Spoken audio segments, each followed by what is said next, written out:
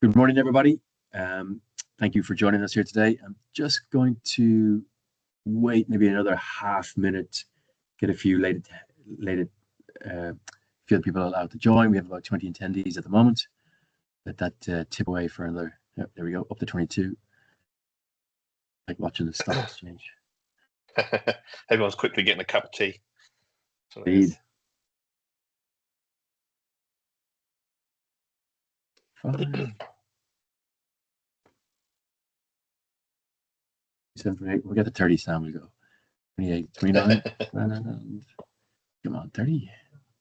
We can hit 30. We can hit 30. We're still at 29. Okay, we'll go with 29. All right. Oh, there's 30. We're good. Okay. Good morning, everybody, and thank you for joining us here today. My name is Daryl Brislane. I'm on the business development team with Enhancements, based out of our Dublin office. I'm joined by my colleague Sam Taylor, who's in our pre-sales group. And today we are going to focus on, for the next 40 minutes or so, the latest release of Business Central that Microsoft has just dropped into the market. As you are mostly Business Central customers, you're probably well aware by now that Microsoft does 2 releases per year, typically around the October time and the April timeframe. Doesn't always drop at once. Sometimes it drips into the product, but of course it typically happens in the background, and you're not always necessarily aware of what they have released. Sometimes they will announce some new capability and then don't release it and maybe keep it to the next wave. So what we do for you is we keep an eye on the waves, we keep an eye on what they've promised, what they've actually delivered, and then look, we run these very quick sessions to make sure you're updated as to what has been made available, but more importantly, of what's been made available that we feel is of relevance to our customer base. So an awful lot of what Sam's already kind of gone through that first phase of working through everything that they've looked at or dropped and picked out essentially the highlights, and we want to kind of focus on them today. Before I hand over to Sam, look, we keep it interactive. If you do have any questions, please either raise your hand, or there's a chat or a Q&A. If you wouldn't mind putting your question into the chat or Q&A, and I'll keep an eye, and then I'll ask the question on your behalf as we go through the next 40 minutes. So thank you all very much. Sam. Awesome. Hi, everyone. So yeah, as Daryl says, we're going to take a look at some of the features in the latest Wave release. Just currently on the screen now, you can kind of see some of the things that we'll be looking at. We've got some updates to some of the existing functionality in the system. Some things that I think people will find quite interesting and quite useful. Small tweaks that will hopefully make quite a big difference, which is nice to see. We've also got some new functionality, so some new modules being dropped into Business Central in this Wave release. So I'll have a very brief look at some of them, just see what they kind of look like and what they offer at the moment. The third one there, probably the biggest one, obviously, you can imagine at the moment, AI and the ability to build your own AI agents now within Business Central. As Daryl says, this is all very fresh and new, so we'll have a very brief look at it. But some of the topics that we'll kind of cover today can probably be webinars all on their own. We can delve into them for hours, really, to understand and kind of go through them. So it's just to give you a bit of a flavour of what's available, and if there is anything that kind of clicks and you think, that might be interesting or useful for us, get in contact with your account manager or myself or Dan or anyone, and we can have those conversations and start going through more. Obviously, there's a lot more that they kind of drop in, so we'll have a look and let's go. First up, hopefully one of these kind of improvements to existing functionality that people will like. Hopefully we're all making use of the financial reports in BC. So they've updated some of the functionality that we get with those reports. We can now put a company logo on them. So not quite so plain looking reports. You can put your company logo on. We've got some kind of default settings in the background that we can set now across all of our reports rather than on an individual basis. So we can look at things like negative number formatting, periods, logo placement. We can set globally rather than report by report. So just a small change, like I said, but hopefully something that makes a bit of a difference. The real difference for these financial reports comes in on that bottom line there. Combine multiple reports into a single PDF. So they're starting to kind of open the door to us being able to use these reports really for our kind of monthly reporting packs that we produce. So, P&Ls, balance sheets, kind of performance reports that we can build in there as well. We can start combining them into a single PDF, like a reporting pack that we can then distribute.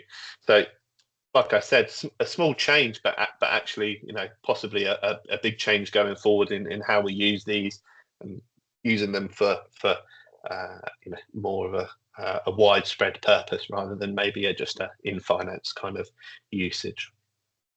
To continue on with financial reports, though, we can also schedule financial reports now. So off the back of being able to combine multiple into one, we can actually now schedule these reports to distribute, and we can actually distribute them to a group of recipients. You can see there in the middle there of the screen, right next to the red asterisk, we've got a number of recipients. So we can build a distribution list of people that these reports will go out to, and they can go out either as Excel or PDF, and those recipients will receive an email with those reports. So really is starting to kind of flip the narrative a bit and say, let's start using these for our monthly reporting packs, and making use of them, maybe not just for financial reports, like I said, performance reports that go out maybe on a weekly basis, build them in our financial reports function, set up your distribution group, and off they go, just automatically run out. So yeah, a nice little update there that I think will hopefully kind of allow you guys to make some changes and improve that kind of reporting process quite easily out of Business Central. So that was quite a nice one that I noticed.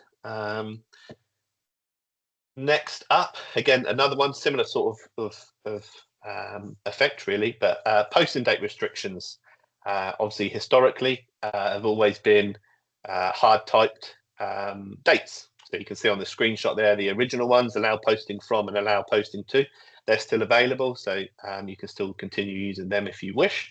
But going forward, we can also use date formulas. So we can use, you can see there, minus current month and plus current month. So those posting dates always update naturally.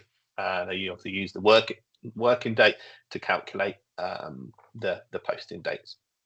So again, very easy and simple setup, but just something then you don't have to go in every month and update if you've got very set procedure in how you manage those posting dates. That's globally, as you can see there in the general ledger setup, but you can actually do that on a user by user basis as well. So you can now dictate when users have access to the system, not just by hard typing the dates in, but with these date formulas. So if you've got a group of users that aren't involved in your month-end process and you want to cut off the ability to post purchase invoices on the second day of the month, you can use a date formula on that user's posting dates to constantly manage that, rather than having to remember to go in every month and update those dates. So again, just a nice little change I kind of noticed that I think will bring huge benefits to those finance departments. Just making sure that governance is always there. This is the first wave, so it's not across, as you can see slightly to the right, deferral posting dates. They're still hard-coded dates, but like I say, this is the first wave of it. They'll probably develop upon this and spread it across to other dates in the system as well. So going forward, a lot easier to manage those posting dates. What we got next? Next up, another really cool little one that I noticed, and something I've never really thought about in Business Central, and all the years I've been using it. Currency symbols, not something I ever thought I would see in Business Central, to be honest, but they are coming. Again, easy setup just on your currencies table to pull in that symbol column, and obviously select the symbol relevant to the currency that you want. And as you can see, we're just looking at a list of purchase invoices on that screen. So there's no no need for that currency code column anymore. It will just automatically show us the relevant symbol and therefore currency on each individual line. So again, not a huge bit of functionality, but something that's quite nice. I think certainly if you're working in multiple currencies a lot, it's a lot easier than having to look at that currency code. Yeah, nice little cool one there. What we got next? Self-billing support. So this is one of the new kind of modules that have been dropped in this wave release. Obviously, hopefully we're all pretty familiar with what self-billing is. It just means that if we do have, as you can see there, a self-billing agreement with a vendor, we can just toggle that on to say that this vendor allows self-billing. Hopefully you'll have an agreement in place, and then we can create an invoice ourselves from the vendor card. There's a new number series that we get as well, so you can see a difference between normal invoices and self-billing invoices, so they're nice and easy to track. Like I say, it's a kind of new feature coming to BC, so a bit more time needs to be spent to kind of explore this and see how it works. But if that's something that you guys are currently doing maybe outside of BC or have a process in place, it might be worth looking at this new functionality and seeing if that can kind of take over and do what you need it to do. So yeah, self-billing, it's our first kind of new real module being added in, but we don't stop there. We've also got withholding taxes, another new module that's being added in. Again, they're making this nice and simple for us in terms of how we enable this. So general ledger setup, we've got enable withholding tax. It works like our normal tax codes. So we need as you would expect, the normal setup in the background. Business and posting groups are going to be required. And you can see on that bottom screenshot there, we get a new withholding tax posting setup screen where we can control where that withholding tax gets posted to in our finance system. Excuse me, a bit of a dry throat. So yeah, it's nice that it kind of follows the current setup and logic of how sort of tax works, and it's just being embedded in there nice and easily. So let's have a little bit more of a look at withholding tax.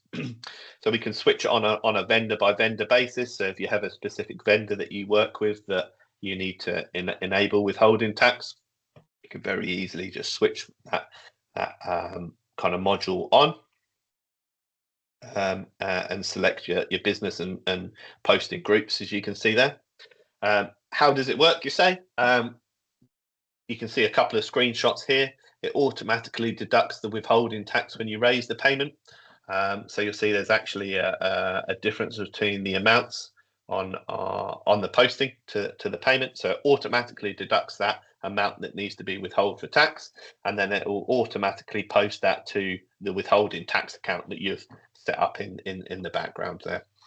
So very, very simple, really. You just process your invoice like normal. When you come to raise that payment, it will automatically deduct the withholding tax and post it for you, ready for any reporting you need to do or submission to the authorities. So yeah, one I think that's used quite often, certainly in Ireland. I know a lot of Darryl's customers have withholding tax, and that kind of works over there, doesn't it? This is a first wave release.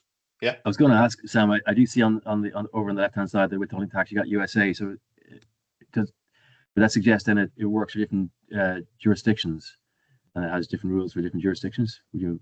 I think it will be quite broad because you've got control of those business group setups. So you can set up withholding tax for USA suppliers, for Irish suppliers, for wherever you need to deal with. And you can, again, if we go back a screen quickly, when we do that posting setup, we can dictate maybe a different control account required, different percentage required for USA compared to Ireland, or any different variations you've got on that tax, really. But yeah, certainly worth exploring if you're currently using something. Again, this is the first iteration of this, so there might be more functionality kind of brought in at a later date. But yeah. Thanks, Sam. Nice, Actually, nice. probably good time to maybe just a few people joined late. Just what I said at the start was, if you have questions on whatever Sam is presenting here, please jump in at that time. Either use the Q&A button or the chat button, and we'll monitor that and then ask the question for you. Thanks, Yes. Sam. Yeah, no problem. So that's withholding tax. What we got next? Purchase invoice matching. So they've made a slight change to how we can match purchase invoices in Business Central.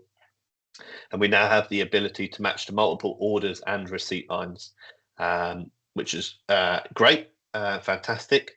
And we've also got a new option on purchase orders to automatically receipt when we receive the invoice and process the invoice.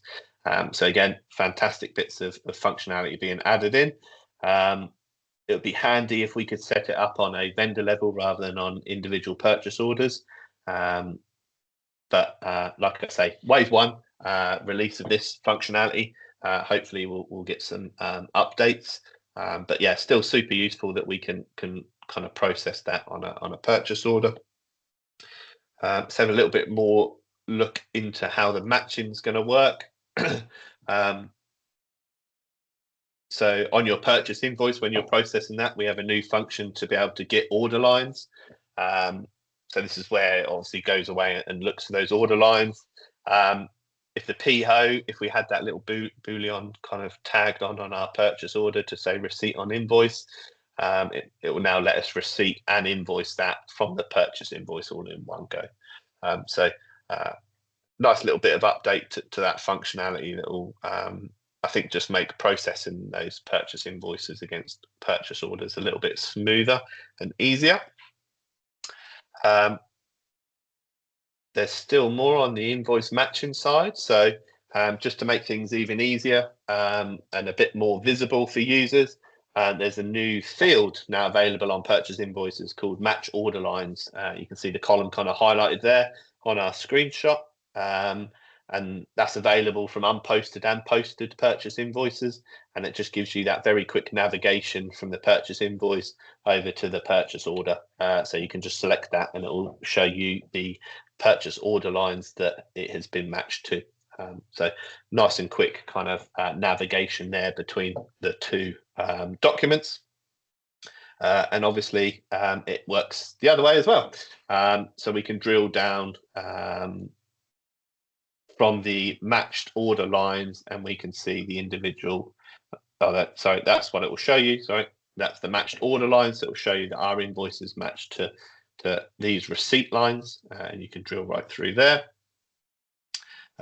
It does work the other way around as well. So if you're on the purchase order, we've got matched invoice lines where you can select, and then it will take you through to see the purchase lines that it's been matched to. Obviously, from those screens, you can hit show document to see the actual purchase invoice if you want. But yeah, just nice, quicker, easier kind of navigation between those documents for extra transparency, really. Like I say, nice bit of functionality there that will kind of make life a little bit easier. Next new bit of functionality is the ability to raise purchase quotes against contacts. So you no longer require a vendor to be populated on a purchase quote. As you can see from the screenshot, we can raise our purchase quote against a contact. So yeah, if you're going through that kind of procurement process, you can, raise against contacts initially to get quotes, and then once you're happy with one of your purchase quotes, we can use that make order function as normal to turn your purchase quote into a purchase order. And upon doing so, the new functionality will actually create that vendor from that contact if they don't already exist. So a little bit of added functionality there in our purchasing process. That yeah, I think a lot of people maybe expect it to be in the system as standard. So it's nice that's finally getting added in there. Hopefully you can all see some kind of benefits in those. Next up, we've got another new module being added into Business Central, one that Business Central's not really dabbled in before, quality management. So how does quality management work? Obviously, we've got a setup area in here where we can select what transactions that are being processed in Business Central that we want to trigger a quality inspection. So you can see there we can select between warehouse receipts, purchase orders, sales returns, transfer orders. There's some production options in there and warehousing as well. So we can select specific triggers in BC and allow them to trigger a quality inspection. What we then do in the background is we can define those quality tests. So what do we want to be checked? What criteria do we need to either be a pass or a fail? And how that kind of is managed within BC. Now that is quite a large module and options in there of how that works and how to set it up, etc., etc. It's probably one that needs an entire webinar to itself, to be honest. An hour and a half to go through and really kind of explore how that works and talk through that. But certainly, if any of you guys out there are debating how you're going to manage your quality management process, and you're using BC and you're using a spreadsheet still or something, definitely worth having a look at this and seeing how that can kind of bring that into BC and just automate that process through your day-to-day transacting, really. But yeah, we'll probably have to do a more in-depth session on quality management at a later date to do it justice. That's kind of the first two kind of points on our initial slide. We've got some new functionality that's come out around existing areas, some of that purchase order matching, those bits and pieces that will hopefully make a bit of a difference to finance teams on a day-to-day or monthly basis. We've got our new self-billing, we've got our new withholding tax and our new quality management modules coming as well. So we're kind of getting a jam-packed update, really, with lots of cool stuff. But probably one of the coolest and one that, again, we're going to have a whole session on, really, to do it justice, is we now have the ability to build our own AI agents. So it is completely new to Business Central. Hopefully there's a few of you out there using the payables or the sales order agent to some degree in Business Central, or maybe you're using agents outside of Business Central. But yeah, BC is finally kind of catching up to the rest of Microsoft and allowing users to create their own AI agents. So there is a new in-client experience for designing agents. You can kind of see on the screenshot there, that's our agent card with our instructions and information on. It is part of the AI development toolkit.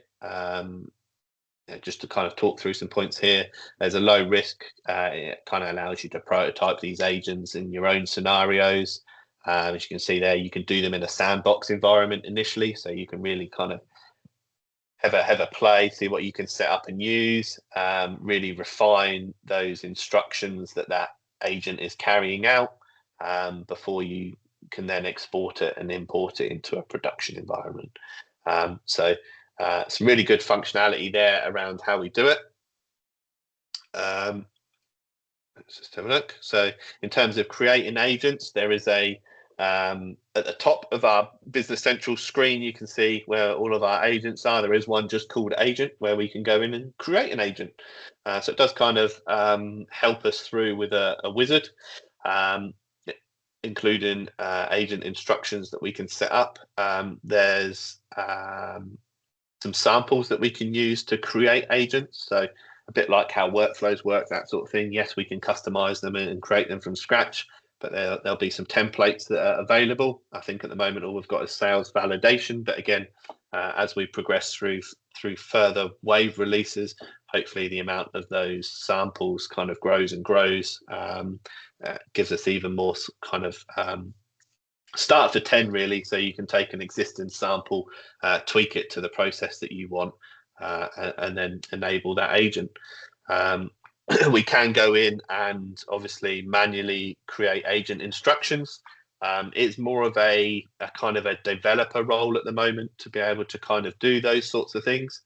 So if you've got people in your teams that have those kind of skill sets, it's something that they can start having a play around within a sandbox environment, and seeing if they can build agents to kind of manage processes within the system, similar to the sales order and the payables agent. If you guys kind of carry out a process on a regular basis that's quite structured, it's definitely worth having a look to see if you can build an agent that can manage that for you, really.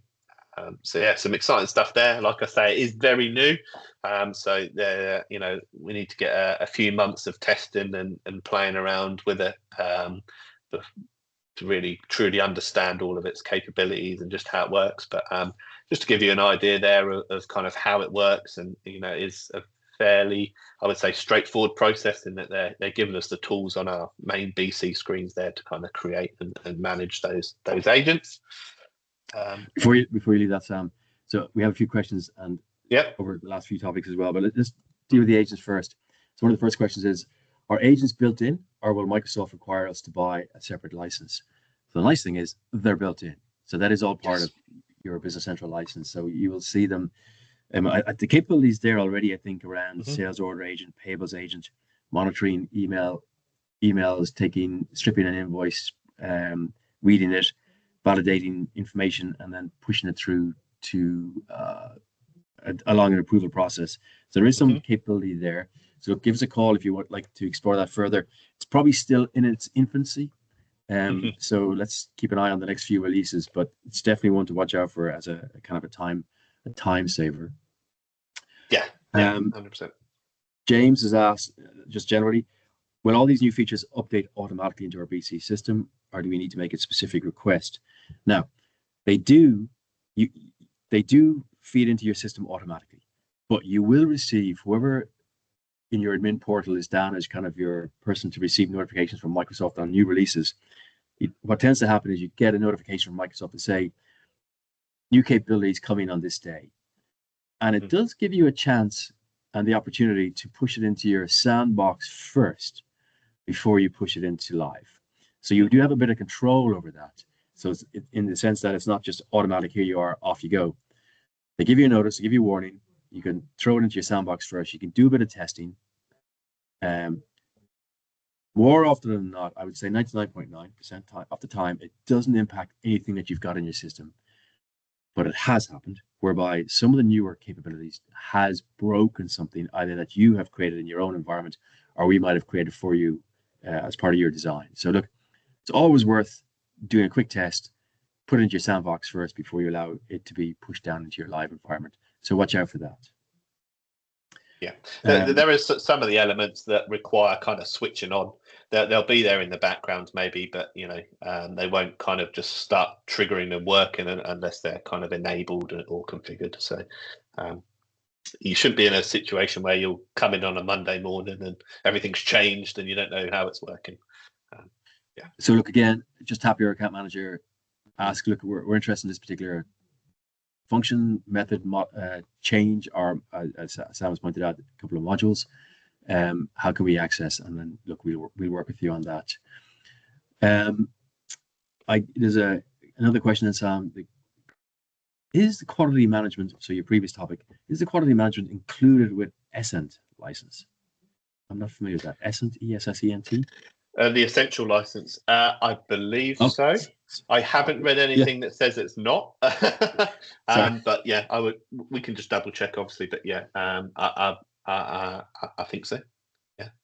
Yeah. Let's actually, Jenny, do you mind taking a note of that one, and we'll answer that question. Sorry, I misread that. Okay. And then the final one. So, and this kind of relates to Continia. Is purchase invoice matching same function that is already available with Continia? So, where would fairly similar? Yes. If you're processing in Continia, obviously you're doing all your matching in the kind of Continia interface and using Continia to do that. There are people out there that don't use Continia and just manually, process an invoice in BC, and there's standard matching. That's an update to that standard matching in Business Central. I assume Continua might follow suit and update and kind of bring in some of that functionality. Some of the bits we saw where you can easily now navigate between the purchase order and the purchase invoice. Obviously, that will still apply to you whether you've processed your invoice in through Continua or not. But yeah, there's still Continua separately if you're using that to process. Yeah, so I think it comes down to how you're using and what you want to do it, and then the determination then would stick with Continua or go with Business Central. I think again, talk to your account manager as to which one makes most sense for your particular needs. Yeah. And then last question for the moment, can sales quotes be raised based on contacts? Can sales quotes be raised based on contacts? I believe that's already available. I think off the top of my head, I think in sales you could already raise quotes against contacts, and they're now rolling out to the purchase side, which obviously helps us there. But yeah, I think that's already a functionality. So give it a go. Give it a go in your system, and if you've got a sandbox, try it, see what happens. From off the top of my head, I think that's already available. Maybe we'll come back and confirm. So Jenny, sorry, I keep talking to Jenny. People, that's our marketing colleague who's offline. Maybe we'll take that as a follow-up as well. Yeah. Oh, wait, another question. Before you label us, you get one, you get them all. Could an AI agent, so go back to the agents here, take an order from an email and bring it into a sales order? I'm going to say yes on that one. Actually, I think that's exactly. Yeah, that is the sales order agent. We won't go into that too much, but the sales order agent already exists. So if you get customers email you with orders or requests, I'll use a very simple example. You get a customer that emails you and say, "Can I buy 10 black chairs?" If you have that sales order agent enabled, it will monitor that email inbox. It will pick that email up and it will read it and it will say, "Oh, this customer Daryl maybe is looking for 10 black chairs." It can check your stock, see if you've got 10 black chairs. It can draft a response to your customer to say, "We only have 8 black chairs, but we've got 2 green ones that are pretty cool. Do you want them instead?" Every stage in this agent can be reviewed. Human intervention, they call it. So you can review that email before it gets sent. But it can interact with your customers, and once the customer agrees and say, "Yes, I'll order 8 black chairs, 2 green chairs. Can I get delivery date of the 1st of April?" Coming up quick. It can then create that order in Business Central for you as well. And again, it can go through that order and process it as you need to. So yeah, that's already available. If that's something you're interested in, again, reach out to your account manager. We can have a conversation around what that looks like. Yes, agents are included in Business Central, and your Copilot is all bundled in your licensing. There is just a consumption fee from Microsoft. If you've got 100 agents all running around doing things, there's a consumption fee that we can have a look at as well. That's just how they charge it. But yeah, no, that's there, and that's ready to rock. Okay, good. All right, Sam, that's it for now. Carry on. Cool. Yeah, no problem.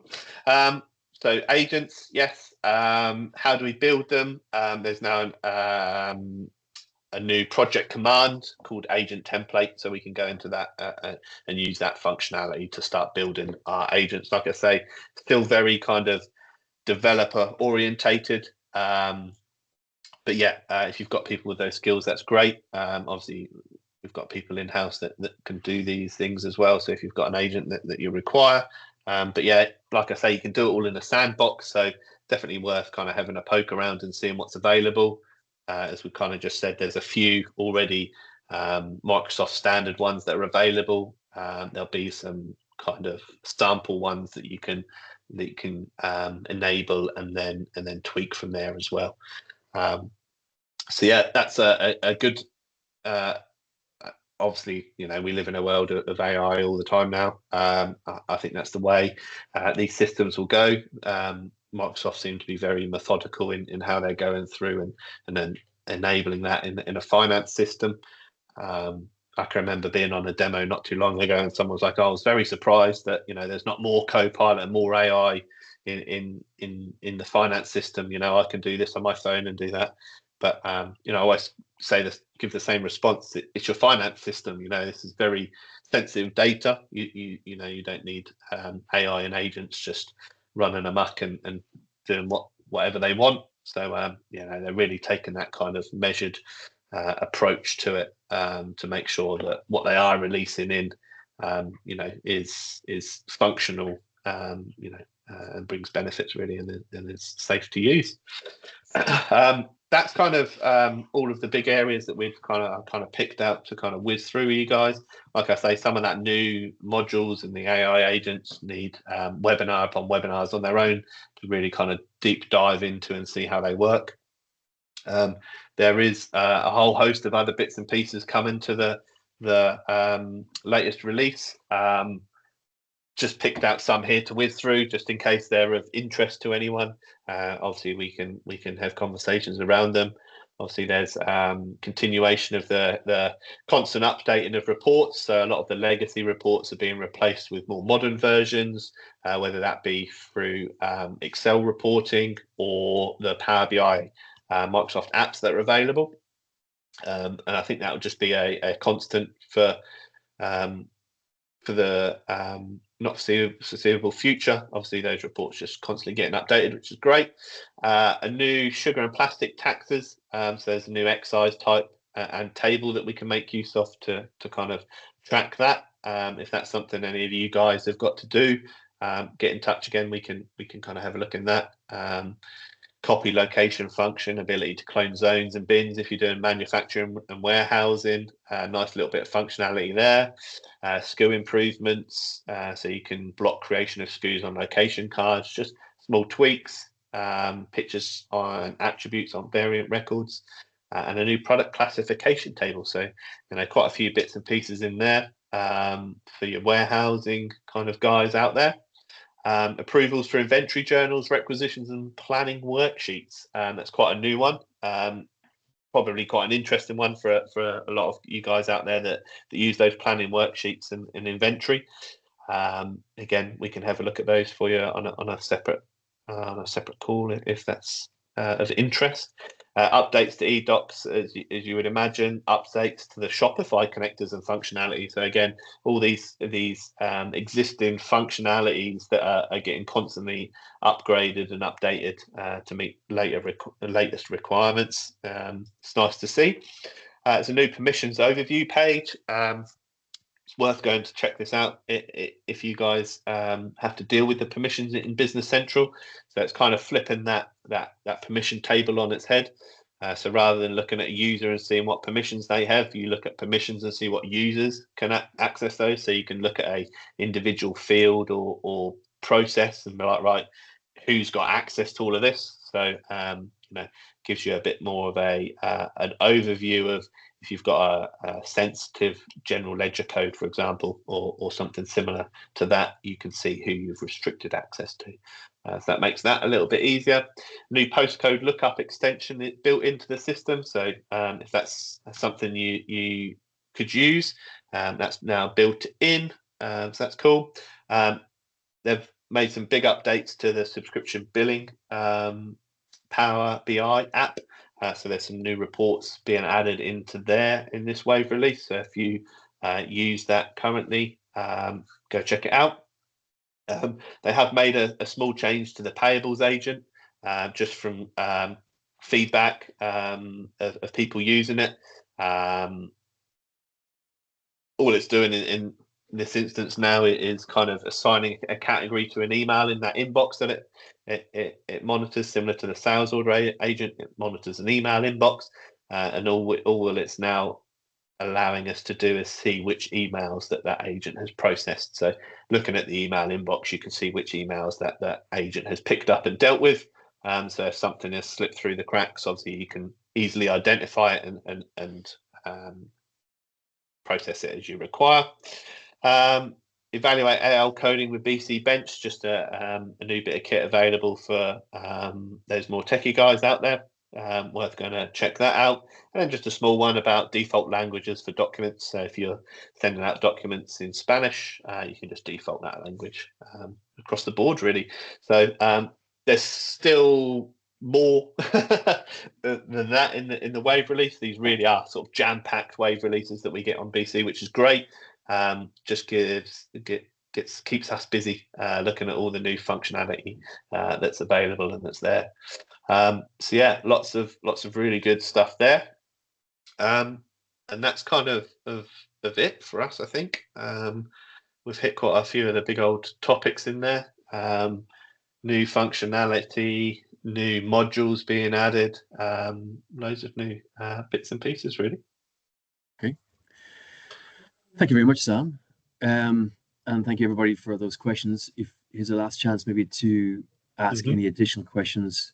It seems to come through at the moment. So look, while we're waiting for that, look, there is quite a bit of information, as Sam mentions, coming through from Microsoft on this wave, and then the whole process will start again for wave 2 later in the year. So again, we will keep an eye on it. You probably are familiar with all the marketing emails you receive from us, and I guess I do get it that sometimes it can be a little overload. Some is relevant, some is not, but always just have a quick glance at what you're getting from us, and if not relevant, obviously straight away delete. But keep an eye on the Business Central ones, particularly for this audience, because we do have quite a bit organized over the next few months now. Some of it, there's other wave releases, because if there is, like, as well as Business Central, there's the Dynamics CRM solution, the Dynamics Customer Insights marketing solution, the Power Platform. So if you do any development around Business Central using the Power Platform modules of either Power Automate, Power BI, or Power Apps, join us on the 16th of April.